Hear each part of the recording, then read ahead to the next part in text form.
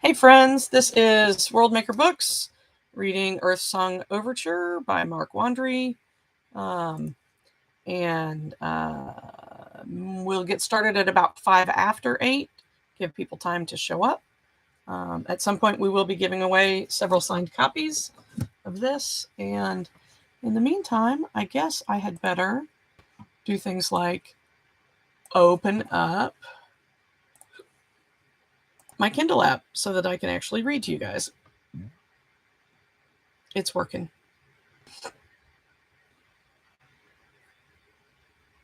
There's many reasons this computer needs to be replaced. Not the least of which is that you could burn yourself on top of it. You could cook an egg on the thing right now, probably. So if it dies, I'll start again from my phone. That's what it is. Come on, Kindle. It's updating or something. Please wait while setup is loading? What? Oh my gosh. I'm sorry, you guys. Anyway, the Santa parade that was supposed to go by here last year, Sheila said it was really awesome. There was all the EMS, had their sirens on and loud music and all that fun stuff and a bunch of cars in the parade. And this year it was one guy towing a boat with Santa and the Grinch in the boat and a little bit of loudish music and like one car following behind. And they zipped past here at like 25 miles an hour, faster than we could even like hear the music hardly. And they had the music turned, way down from last year. So it was fun. Oh, is that you, Mark? Oh, okay. So it must be you. Still waiting on my Kindle app.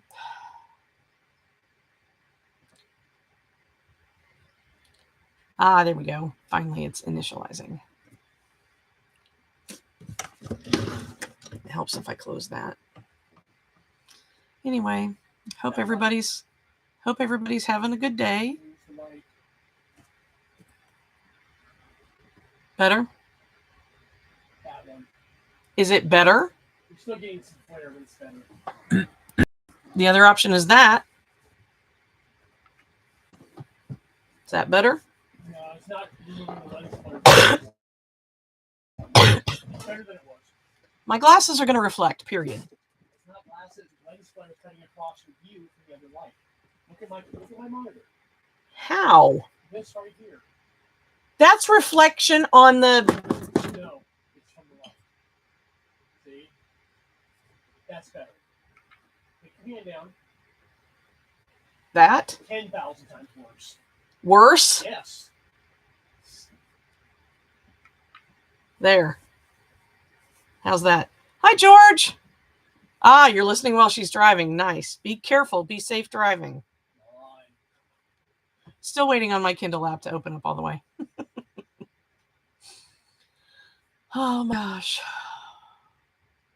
I think we're at like chapter 15, maybe?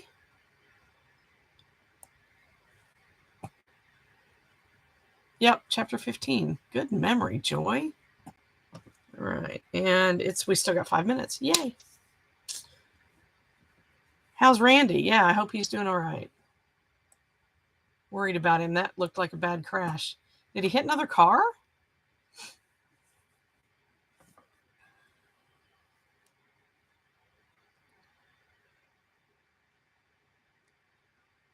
My stupid watch locks itself sometimes, and then I have to tap in my... Oh my God, what was he doing? Was it slick or something? Poor kid.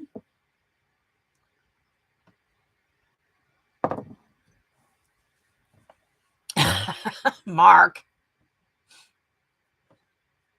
I can joke about it because he's okay. Yeah.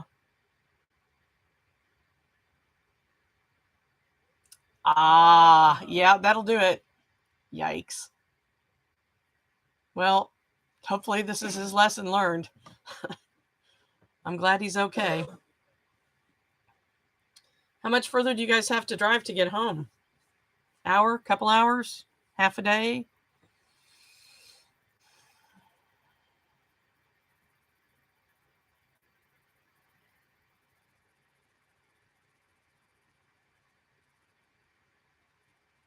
Hour and a half. That's not bad. This will take you half of that way. Anyway. All right. I'm going to put that out of my way, and we're going to start reading. Oh, no, we're not. We got 4 more minutes. I did a cool thing. I've been seeing ads for these leather notebooks covers with the posts. So I went and got some posts, and Donna Mixon had sent me a bunch of leather. So I made myself a notebook with the leather that she sent me, or some of it. One bite of spaghetti.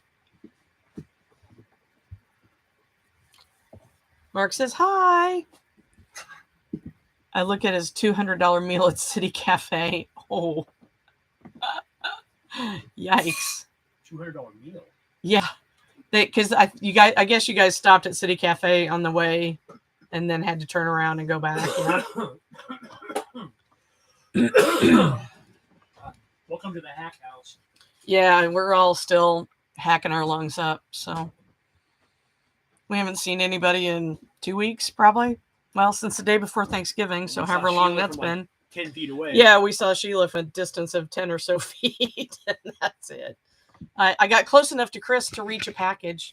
What are you doing? You can see it. There's Joy's Chihuahua over there. It's not focusing, Mark. It's not focusing on that. Okay, now you done screwed it up. And I fixed it. Oh my God, what a fuss butt. Start reading. All right. Okay, since I think it's only just going to be you guys and us, I'm going to go ahead and start reading. We are at chapter 15, May 4th.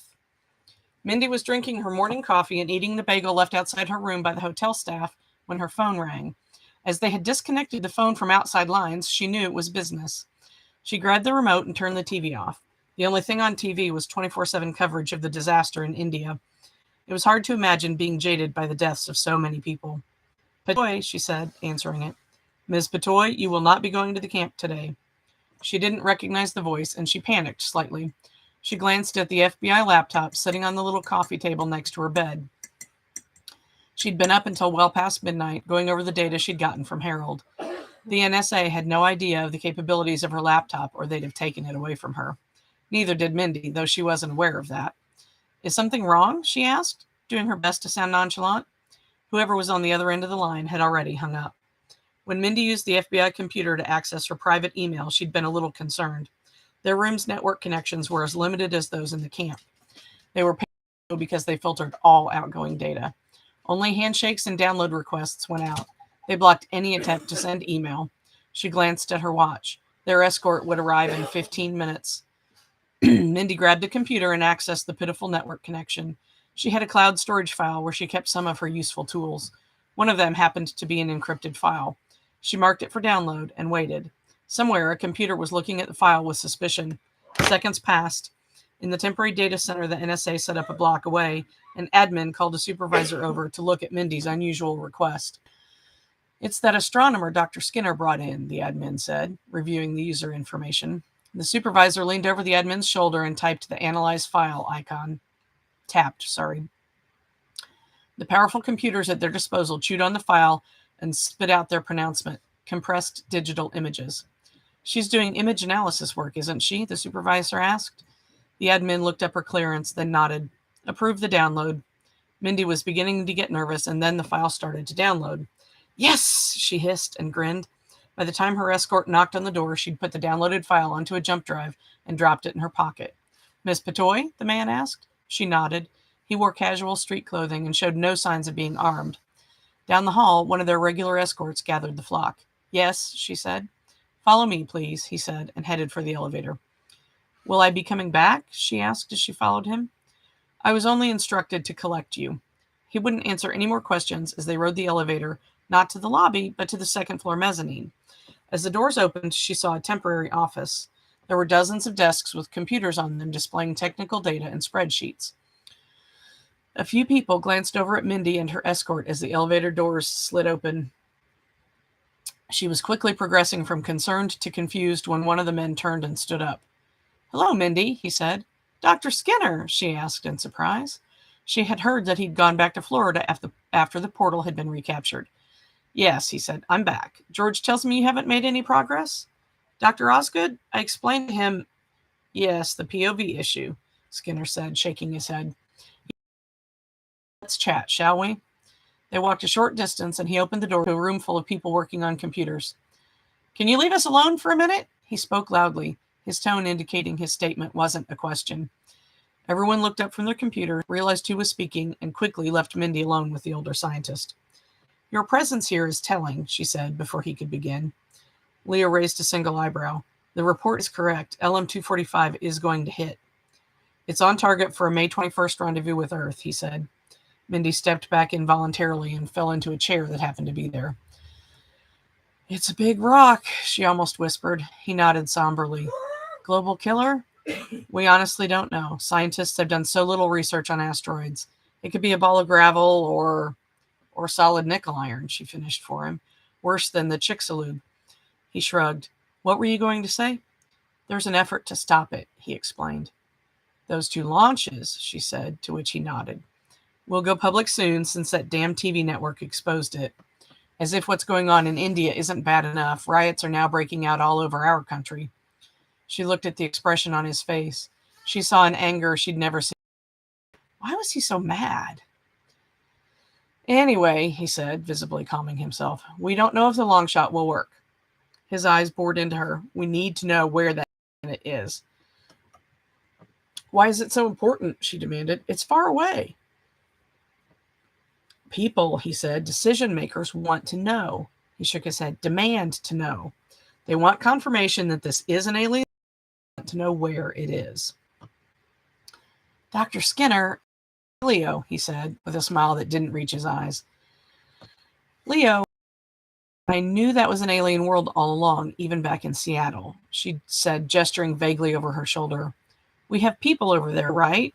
He didn't say anything. What have their tests revealed? We haven't sent any scientists, he said. Her jaw hung open in surprise.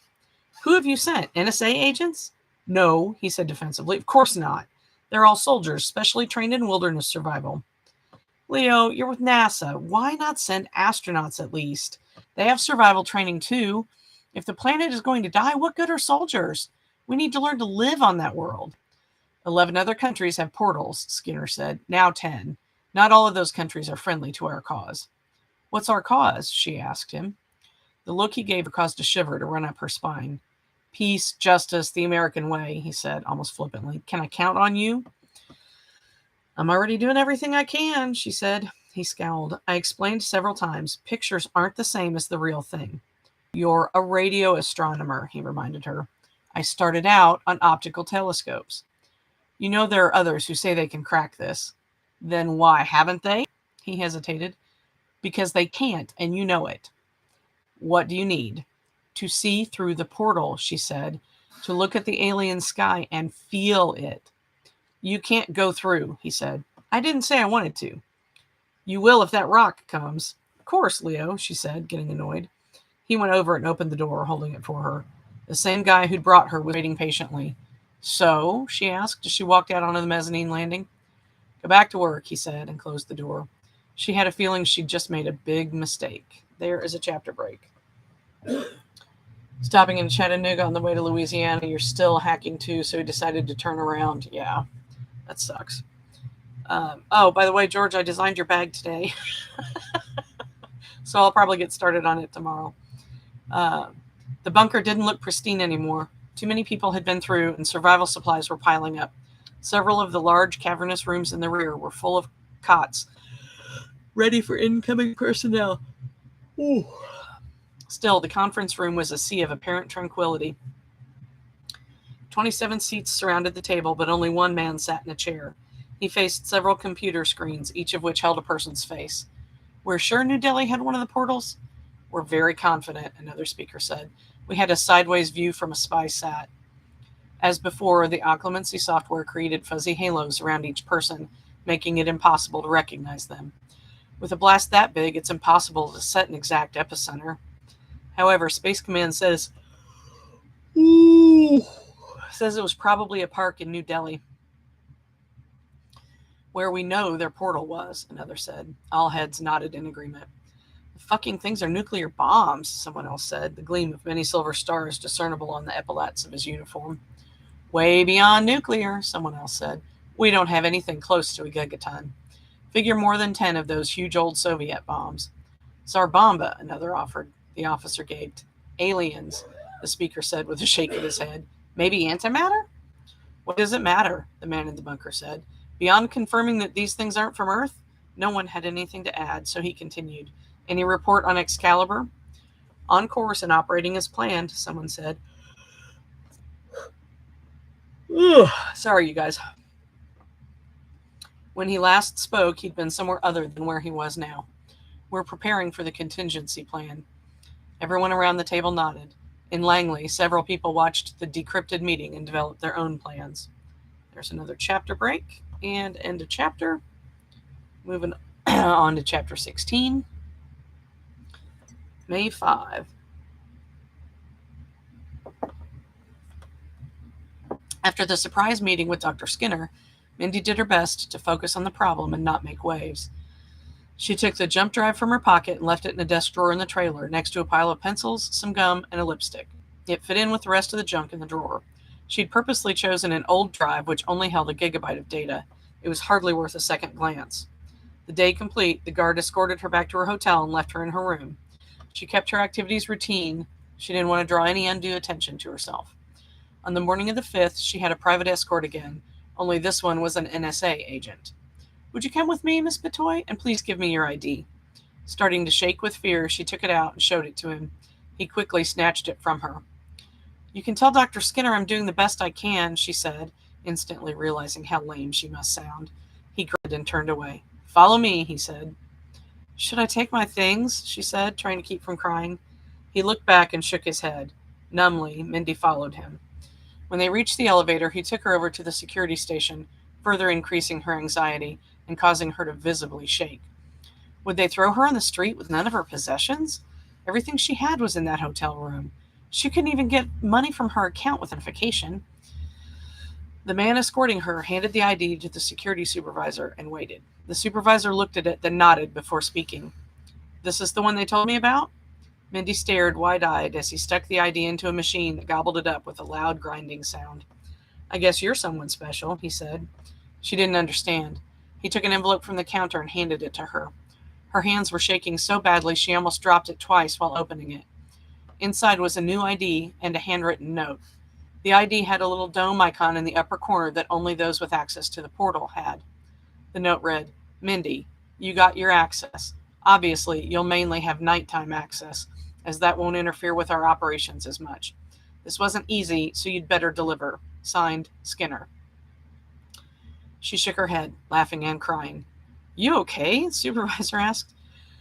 Yeah, she said, smiling and wiping away the tears. I am now. He handed her a clipboard, noting the new ID issuance, and she signed next to her name. You'll be in the same office space, he told her. You just have unrestricted access to the artifact. Is that what they call it? She wondered silently as she handed the clipboard back. Johnson will escort you to the dome. Thank you, she said, following the agent out into the street. Another chapter break.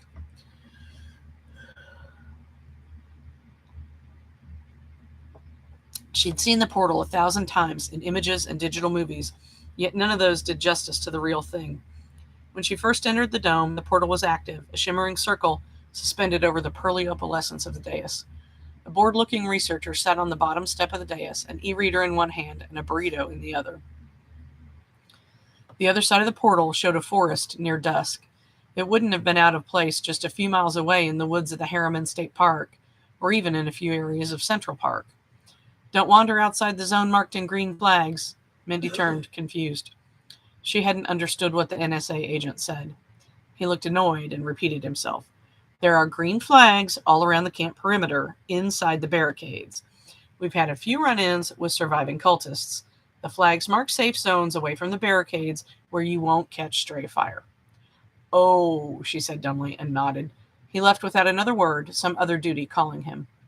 Left on her own, she moved around the area, examining equipment. There were only a handful of people in the dome, including the bored man sitting on the dais. They stood next to equipment or sat at workstations examining computer displays. Once she'd gotten past the 4 heavily armed agents at the dome's doorway, no one gave her a second glance. She walked up to the dais and examined the ever-changing symbols around the portal's glittering edges. Cool, isn't it? She looked at the young man who was examining her over the edge of his reader. Sure is, she said. First time? In person, she admitted. He nodded. I recognized the look. What are you doing?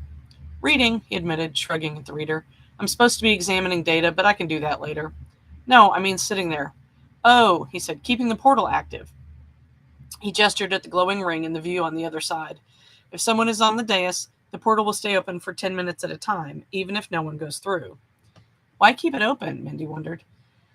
He set the reader on the glowing dais and pointed. A video recorder on a tripod sat on the dais, aimed through the portal. On the other side, a world away, sat one identical to it. Headphones with boom microphones hung from both tripods. That's a laser communicator. Aside from sign language or holding up cards, it's the only way to talk to Fort Eden. Instantaneous communications across light years, she thought. Fort Eden? That's what we call the camp they've built on the other side, the village the army people are building. He walked down the steps, explaining how they'd used solar-powered hand tools, paracord, lightweight alloy screws, and local fibers to make buildings and furniture. They're working on a palisade to keep out the dinosaurs. Mindy's eyes grew wide, and he laughed at her. Here. He called up an image of a Komodo sloth on his e-reader. Holy shit, she said. It did look like a dinosaur, a Dimetrodon, but it had no back fin or tail. Are there 4 eyes? Yeah, the eyes are giving the life sciences and animal biologists fits, not to mention the 6 legs. She looked back at the picture, and sure enough, the creature had 6 legs. Aliens, she whispered. He grinned and nodded. When you're done flirting with a pretty astronomer, can you turn the damn portal back on? They looked at one of the other researchers sitting next to a computer. I only got half the last transmission before it shut down. Mindy grinned a little. He'd called her pretty. As usual, with scientist mode, she didn't realize when someone was hitting on her. The man she'd been talking to grinned sheepishly, obviously annoyed his coworker had called him out, and stepped back on the dais. The portal sprang back to life. Thank you, the other man said, though his voice lacked any sincerity. Can I? She asked, pointing at the steps. If you're allowed in here, you can, he said. And since the men in blackouts didn't shoot you, you're allowed. They wouldn't really shoot me, would they? In a New York minute, he said, without any hint of humor in his voice. She looked at him, and he looked back. She swallowed. He returned to his e-reader, and she walked up to the dais.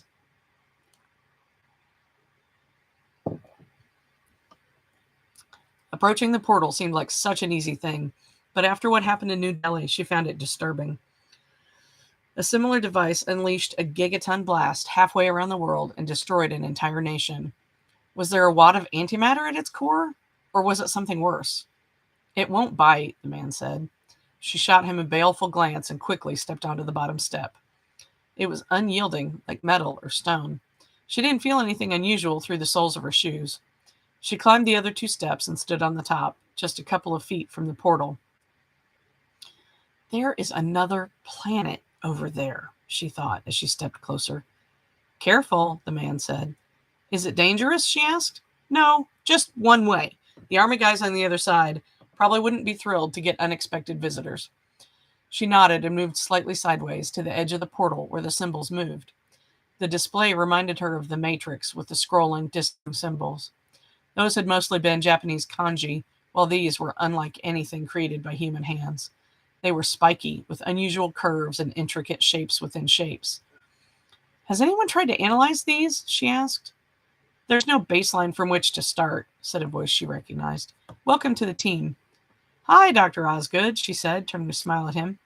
He stood by the door, bright morning light shining behind him. So it's like Egyptian hieroglyphs prior to 1799? Precisely, he said. We recorded them for hours and identified 1,728 individuals or icons, as our language code specialists call them.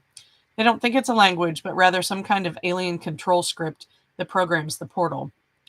Have you tried? Mindy reached out toward the symbols. Touching them? Some, he said, the concern in his voice evident. She pulled her hand back. Enough to know they don't respond. We're concerned about messing things up. How? New Delhi, he said. Right. Mindy glanced through the portal at the serene wilderness.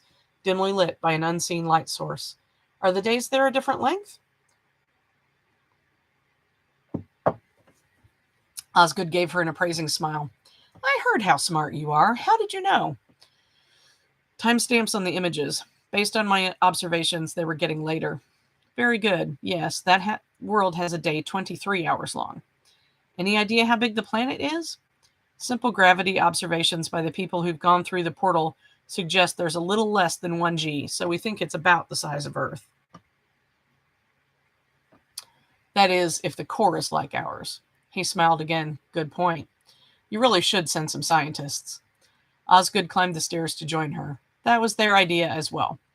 He gestured and she looked back at the portal. Two people had appeared, a man and a woman, both wearing woodland camouflage and carrying shouldered rifles.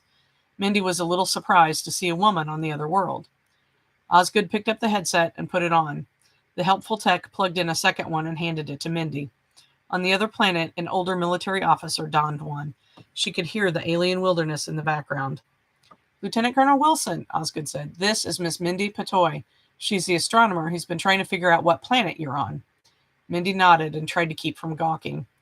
Pleased to meet you, ma'am, he said. This is Sergeant Simpson. She runs a lot of the day-to-day operations here at Fort Eden. Mindy nodded, not really paying attention. She could hear chirping barks, an occasional rustle of leaves, then another flurry of barks. What are those barking sounds? She asked. We're calling them howlers, Wilson said and shook his head. They're lizards. So far, everything we've found here is either reptile or insect. No mammalian life? Not that we've found, he said. Is she the scientist coming over? Wilson asked, directing the question to Osgood. Mindy felt a moment of excitement tinged with panic. No, Osgood chuckled. Miss Patoy will be staying Earthside. She wanted to go, but her presence in the dome was already a huge step, so she kept her mouth shut. She heard more people arriving in the dome, and Osgood glanced in their direction. Ah, here he is. She looked over, and her jaw dropped. Steve Edwin, she said in amazement.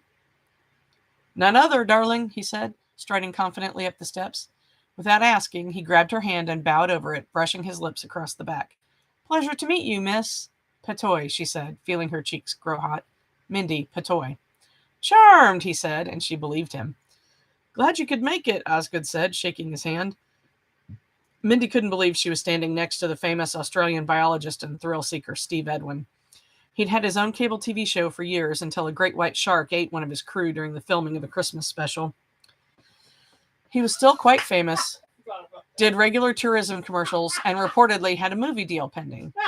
Wouldn't miss it for the world, mate. Pardon Mark breaking up in laughter at his own work. I forgot about that scene. Eaten by a shark at the Christmas special. It couldn't get any better than that. And I think you already had this guy go over, didn't you? No, he's going over. He's like Steve Irwin. Right, but who was the other guy that went over earlier? Oh, maybe he did go over. Survival specialist? Yeah, survivalist, I think. Okay. All right. Let's see. Wouldn't miss it for the world, mate. Edwin looked through the portal where Lieutenant Colonel Wilson nodded to him, obviously recognizing the celebrity. Sergeant Simpson looked as surprised as Mindy. Why would you want to take a potentially one-way trip to another planet? Mindy asked. Osgood looked a bit askance, but Edwin laughed and gestured dismissively. I've been a Star Trek fan since I was a tadpole, he laughed. Who in their right mind would pass up the opportunity to boldly go where no man has gone before? 10 seconds to portal shutdown, someone said. Osgood hastily turned back to the portal. Prepare for transition in 15 minutes. Wilson nodded, and as Mindy had seen earlier, the portal swirled and disappeared. Wow, she whispered. Well, that was Ripper. Mindy looked at all the people who'd suddenly appeared in the dome. They were smiling at Edwin's signature Australian slang. Everyone off so we can get ready, Osgood prompted, and the technician led them off the dais. Mindy found a corner where she wouldn't be in the way. She spent the time observing the operation and Mr. Edwin. He was tall and fit, his skin so dark he almost looked black. He kept his hair long, pulled back in a tail tied with a beaded leather thong, topped by an Australian bush hat. He was striking. 1 minute, someone called. That nearly a quarter of an hour had passed surprised Mindy. She was a little chagrined at her girlish reaction to the handsome bushman. Next to the portal dais, 4 strong young men stood beside a stack of plastic crates. Her attention diverted away from the sexy Aussie. At the appointed time, Steve Edwin boldly climbed to the bottom step of the portal dais, which came alive again. Mindy's viewing angle wasn't as favorable now, being more from the side than head-on. However, she could see the object really was a portal or doorway that allowed her to catch glimpses of the other world. There were 2 soldiers there before. Now there were 5. She moved a bit and saw another man dressed in heavy khakis, boots, and a mesh hat. "Well, I'll be stuffed," Edwin said when he saw the other man. "Daryl Abbott." "We figured you'd heard of him," Osgood said. "Of course," Edwin said, "but he's not a scientist." "No, but we thought you two would make a good team." Edwin considered for a second, then looked back at Osgood. Mindy knew men like Edwin didn't usually share the limelight. Abbott wasn't as flashy as Edwin, but they were similar. Abbott was an explorer, while Edwin was a scientist, or at least a naturalist with a flair for the dramatic. Mindy thought the Brit and the Aussie would make an interesting team. "Fair dinkum," Edwin chuckled, then shrugged. "I figure you ain't got a chance without me along, so let's make a go of it." "Does that mean yes?" Osgood asked. Edwin nodded and reached down to grab the massive backpack 2 men handed him. "Excellent. Whenever you're ready, Mr. Edwin."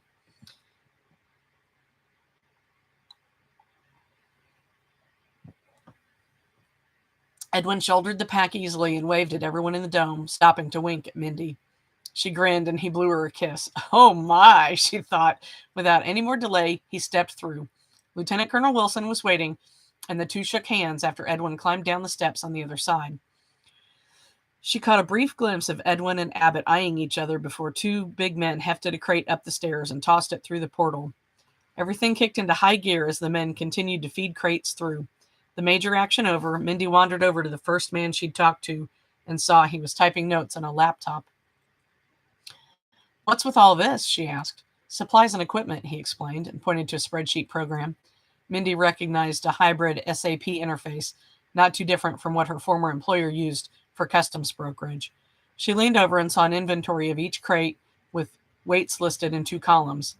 He explained, "The first number is the book weight, the second is the verified weight." "Why is that so important?" she asked. "Because each person who passes through the portal can take 250 kilograms worth of stuff with them. That doesn't include what they can carry." He gestured to a circle of lights embedded in the pearly surface of the dais, right next to the outside edge. 9 of the lights weren't glowing. 144 trips are all we have. We need to make every pound count." She looked up as the men tossed the last crate through. Someone threw a backpack across. Then another man started tossing rolls of toilet paper through one by one. Mindy laughed out loud. "We're always off by a few ounces," the man explained. "The 4th roll went through, but the 5th rebounded off an invisible wall. We don't want to waste any pounds." "Huh," she said, and examined the list again. She could see someone had carefully built it. Sorry, I've been trying to head that off for 5 minutes. There you go. It included construction equipment, super light freeze-dried foods, vitamins, medical supplies, solar panels, and 2 UAVs, also known as drones. "Drones? They're exploring the area," he explained. "Those are Pumas, the same ones Navy SEALs use, but with a few bonuses. The entire skin is a photocell, so they can fly for a day or more if the weather is right. The controller can also run the Wasp, the drone they have now. The Wasp doesn't have the endurance of the Puma or the range, so the guys over there asked for better equipment." Mindy nodded, using the man's obvious interest in her to keep him talking. All the while, she studied the file information visible on the screen, memorizing the numbers she saw. Many of those who'd come to watch the transition were now leaving. Osgood was talking to Wilson. Mindy joined him just as the portal shut down. "That was amazing," she said. He grinned and nodded. "Okay," he said, "it's all yours." He gestured as someone pushed a cart holding night vision cameras and a computer up to the dais. "This computer is linked with your computer in the trailer. If we're not using the portal, it's all yours. Find that planet." 10 minutes at a time," she said, shaking her head. "Yep, that's how it works. You'll get used to it." She looked at the headset as he took it off and hung it on the hook mounted on the laser communicator. "Do you mind if I talk to them?" "No, not at all if they're around. Remember, it's night there, so most will be going to sleep or on guard duty. Have to watch out for those dinosaurs, you know." "Right," she said, and went to look at the equipment. "I'd better get to work." He gave her a thumbs up and trundled down the dais stairs toward a pair of researchers who had been trying to get his attention. Mindy grabbed the laptop and sat on the dais. opening it up and verifying the connection to her computer in the village. She opened a new file and made some notes, a series of numbers broken by intermittent periods. No one would give them a second thought unless they knew computers. That done, she got off the dais, grabbed a camera, and stepped back on. It came to life. Mindy walked up to the portal and looked through and up. There were the sky and stars she'd been looking at in images for days, only now she could see it all. She moved around to get different views. She leaned closer, her face only inches from the edge. All I have to do is take a step, she thought. If you're thinking of walking through, I wouldn't, Osgood said behind her. She didn't know he was there, so she jumped, almost falling through. He gently grabbed her belt and pulled her back. We have instructed Lieutenant Wilson to take you into custody should you mysteriously appear. Mindy looked at him and almost laughed, then thought better of it. Would they put me in jail? No, of course not, he pointed through the portal. That's another planet. The Constitution isn't in effect there. Having lifetime indentured servants might be a benefit. Her mouth dropped open, and he nodded. Just so we understand each other. Better get to work. Time's slipping away. Chapter break.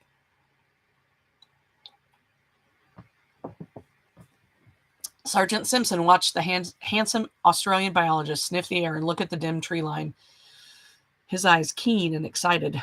He bent over and scooped up some soil with his hands, taking a moment to look at the way the comings and goings of the human interlopers had worn down the native loam. He lifted the dirt to his nose and sniffed, then, to her surprise, tasted it. His eyes narrowed as he chewed and then spit out the dirt. Could be Madagascar or even Borneo, he said, except for those calls. Reptiles, he asked her, as she was the closest. Yes, she said, at least a dozen different species. There are lots of insects, but most don't make noise. Very few things fly. He looked thoughtful until the night echoed with a distant roar.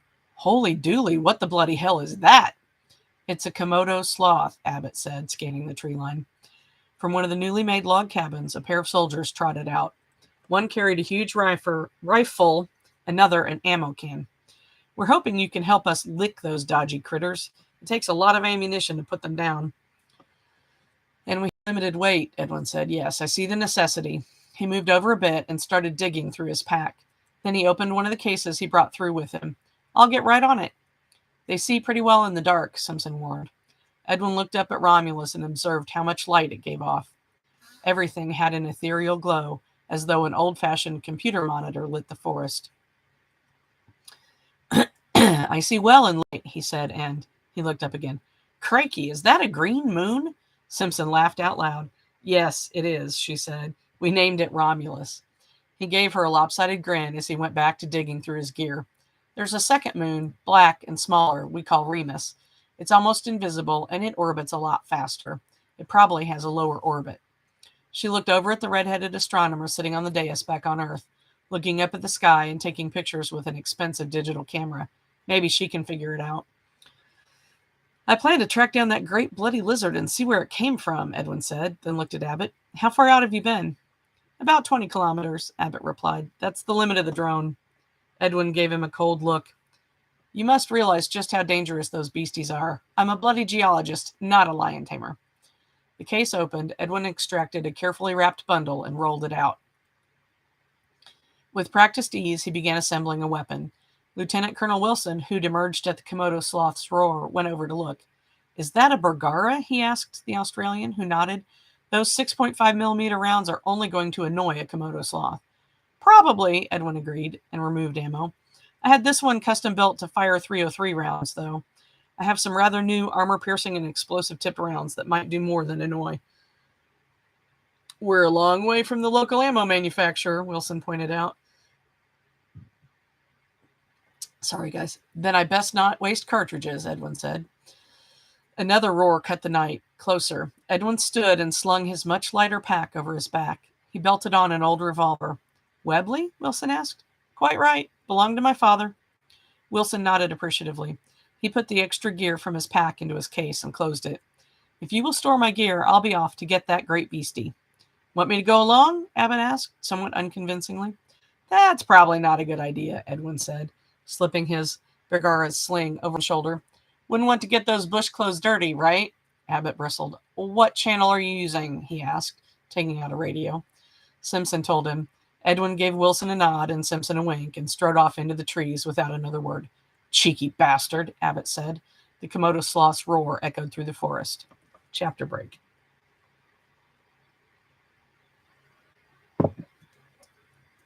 Mindy worked by the portal for 3 hours, 10 minutes at a time, taking pictures and using the tablet they gave her to make notes and draw alien constellations. Then the weather began to change, and in only a few minutes, clouds obscured the sky. She shut down the laptop, returned the camera to the cart, and stretched her cramped back. A minute later, she climbed the steps to the trailer and sat down at her desk. "We thought you'd been canned," Samantha, the girl who sat next to her, said. "I guess I lost $5, Alexis groaned. "What happened?" Samantha asked. "I got assigned to the dome," Mindy said. She had everyone's attention now, and she had to spend the next 2 hours, including her lunchtime, explaining what it was like. After lunch, she managed to get them to leave her alone so she could check the files she'd uploaded. They were right where she'd left them. She took the flash drive from the drawer and slid it into the computer. Per typical cybersecurity, it wasn't possible for her to write to the flash drive, but there was nothing stopping her from reading it. She copied the picture archive onto the computer in the same folder as the data on her computer. Once there, she used the included extraction program. A password prompt came up, and she carefully entered it. She could only try the password once. Failure resulted in the destruction of the files in a microsecond. The program accepted the password and extracted her toolkit into the folder. Mindy hadn't spent all her time in school learning astronomy. Because her specialty was radio astronomy, she had to take some classes in computer skills. As much as stargazing hit a button with her, so did computers. She particularly liked hacking. She'd learned quite a bit from a series of boyfriends, and she possessed more than a few skills she didn't talk about or list on her resume. In this case, those skills proved quite useful. Chapter break and end of chapter. We'll go a little bit longer. It's only been 30 minutes. Chapter 17, May 7. Mindy worked on analyzing her images the next day as the clouds she'd seen on the 5th produced rain that lasted through the 6th. When she came in the morning of the 7th, it was still light on the other side. She'd installed the Celestia software yesterday and started reviewing some of the familiar stars. It was a useful database and stellar view program. She'd started luminosity comparisons between some of the stars. So far, nothing matched. "Maybe if I was there, I could find a pulsar," she typed to Osgood in a report, to which she got no response. Acted like lighthouses. If you found one and got the pulse rate, you could locate nearby stellar phenomena and thus figure out where you were. The problem was these pulsars weren't visible to the naked eye. She installed the program on her work laptop and headed for the dome. As Mindy climbed the steps, the portal popped to life and she saw Sergeant Simpson standing on the other side, looking up at the sky on a portable radio. Mindy took the folding lawn chair she'd added to her equipment and set it up in front of the portal. It was still light outside. Simpson finished what she was doing, saw Mindy, and gave her a wave. Since it was still light, Mindy pointed at the laser communicator. Simpson grinned and grabbed the headset. "Evening, Sergeant," Mindy said. "Evening, ma'am," Simpson replied. "You can call me Lisa." "Only if you'll call me Mindy." "Deal." The two women smiled across infinite space. "How's it going over there?" "Pretty good. The cloth don't like the rain, it seems." "Cloth?" Mindy asked. "We get tired of calling them Komodo sloths, so I shortened it to cloth." Makes sense, Mindy thought. It also seemed Lisa had a propensity for naming stuff. After all, she had named the two moons, Romulus and Remus. A Trek fan, maybe? "Who were you talking to?" "Oh, Edwin. He's on the way back from his sweep, and the drone was flying over. We found out we're on a plateau." "I thought that British guy had walked for 12 kilometers.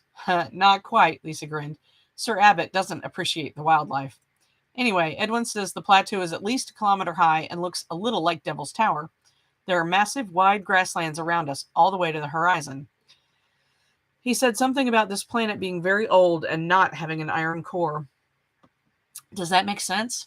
Mindy nodded absently and turned to the flirty researcher. "Can I see the geological data Abbott sent?"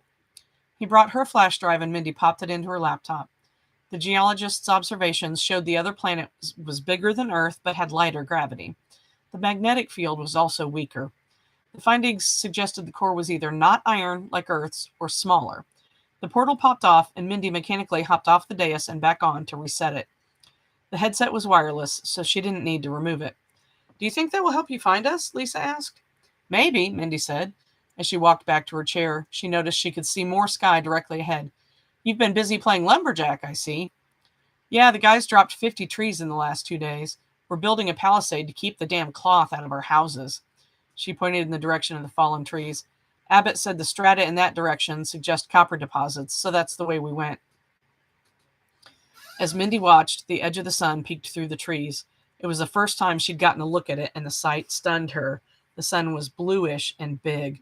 Oh, shit, she said. What? Lisa asked. Mindy dug through the scientific files sent by Abbott and Edwin. It took a minute to find the day-night observations and timings. It included details on the observations of the planet's sun. A blue giant, she said, and dove into the Celestia software. You okay? Lisa asked. Yeah, she mumbled, just onto something. Okay, got to go on picket duty. See you. Mindy gave a half wave and didn't notice when Lisa left. The portal shut down and Mindy worked furiously, assembling candidates. She mumbled the whole time, chastising herself for not guessing what the star was. How stupid of her. She'd been soul-centric in her thinking. Astronomers studying other stars didn't spend a lot of time looking at their own sun. Almost an hour later, she reset the portal and saw that dusk was just passing into full night.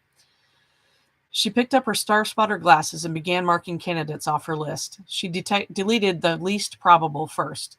In 30 minutes, having made 3 trips on and off the dais to reset it, she had eliminated half her options.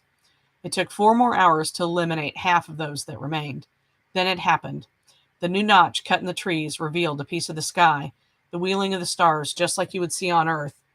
Only there was a bright reddish star rotating into position. Her heart was in her throat as she took pictures and estimated the magnitude. About 1, she guessed, and looked at her notes. Yes, it had to be. She looked at the newest star and punched the data into Celestia. It was off, but it would be. She moved the POV to where her candidate should be and looked again. It was still off, but not by much. And if she was right, another star would be coming up in an hour. She her. Mindy might as well have been on the other planet.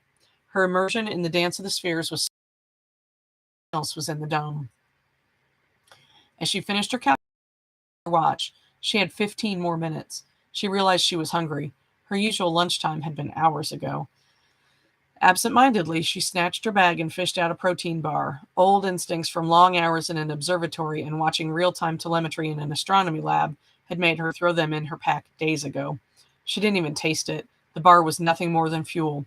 When her phone alarm sounded, she nearly fell in her haste to step off the dais and back on. She grabbed her camera and searched for a bright white star, but it wasn't there on the tree line. She swallowed her bitter disappointment and leaned a little closer to the portal. There it was. The star was several degrees above the trees, further along than it should have been. I've got it, she yelled, jumping up and giving a victory cheer. She caught everyone in the dome completely off guard, and one man even let out a very ladylike yelp of surprise. She snatched up her phone and dialed Leo's number. He answered on the second ring. Skinner, he said. I've got it, she told him, victorious. I'll be right there. And of course, that's chapter break.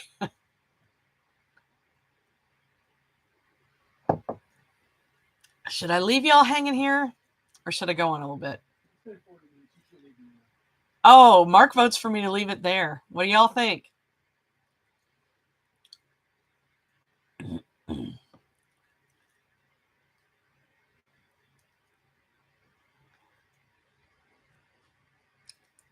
Not getting any answers.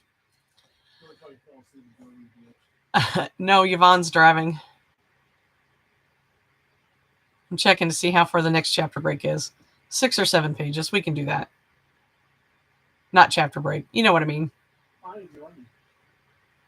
Yeah, I will. It took an hour to assemble the scientific staff. The broody, cast-wearing Agent Volant was there as well, hanging back out of the way. Both Leo Skinner and George Osgood were standing by the portal where Mindy waited, fidgeting and nervous. George says, yes! I think we're ready, Skinner finally said. Yes, Volant spoke up. I'd like the young lady to explain how she did in a couple of days what 50 astronomers couldn't do in 2 weeks. They weren't here, for one thing, Mindy said, annoyed. She started explaining. The trick was the angle. They didn't know if the other world was even in their galaxy. You had to find a landmark, a star that was either unique or situated next to something you recognized. She could only see about 20 degrees in the night sky, and that wasn't much. Then she mentioned she hadn't looked at what type of star the planet was orbiting, and she realized that was a stupid mistake. Why's that? Volant asked. It gives you another point of reference, Osgood said. Mindy nodded and pointed at him. Exactly. And the star that planet happens orbits. Bleh. Exactly. and the star that planet orbits happens to be a big old O class. Teams looking for exoplanets, that's planets around other stars, she explained, looking right at Volant, have not spent a lot of time studying O class stars. They're too bright and don't live very long. Please proceed, Skinner encouraged her. Let's get to the conclusion. Right, she said, and activated the projector on her laptop. It showed a series of stars matching her candidate. Once I figured out the center, the of elimination. I am aware of a few groups of O-class stars. I just needed to eliminate enough to figure out which one this is. Then tonight, I noticed they'd cut down a bunch of trees. That gave me a view I'd never had before. Early in the evening, a big, bright M-class rotated into view. The scientists listened like kids listening to ghost stories around a campfire. Volant was attentive, but obviously tuning out a lot. It wasn't exactly where it should have been, but it's a long way from here. If it matched, I knew another star would be in view within an hour. Just before I called you, the second star, Mesa, showed up. It lined up perfectly and quite a bit brighter, about 250 light years brighter. The first star, the M class, had to be Betelgeuse, Osgood gasped. Mindy clapped her hands and pointed at him. That means this planet is around Bellatrix, about a dozen people said at the same time. Skinner shook his head, and even as she pulled up the star map generated by Celestia, showing how the stars lined up almost exactly as she'd described. That's not possible, Skinner complained. Bellatrix is no more than 50, 60 million years old. Our candidate world has complex life forms that couldn't have evolved in so little time. Unless someone put them there, a researcher said. He was a botanist Mindy had seen around. Mindy nodded and spoke again. The report we have suggests a very simple biome. So simple it looks designed, were the exact words Edwin used. She patted the dais, making the portal appear. Can making one of these be any harder, than terraforming? Skinner started to say something, then shook his head and closed his mouth. Bellatrix, Osgood said and beamed. Well done. Mindy smiled. I want to match a half dozen more stars before we write the report, but I can't do that from here. The portal is at the wrong angle. Then give the off-world team the observation points to make, Osgood instructed, and pointed through the portal. Sergeant Simpson and 2 other soldiers stood there, curious about the presentation going on. Can I tell them? Mindy asked. Osgood chuckled and gestured to the headset. In a moment, Mindy was talking to Lisa. What's up? I found you! You're on a planet orbiting Bellatrix in the constellation Orion, about 250 light years from Earth. Oh, cool, Lisa said. So what was the exciting meeting about? Mindy sighed. All right, we'll leave it there because there's another chapter break. George, Yvonne, be safe driving home. Let us all know. Okay, there we go. Finally. All right. Thanks all. Bye. Come on, end stream. Thanks all. It just does not end. There we go. Bye, all.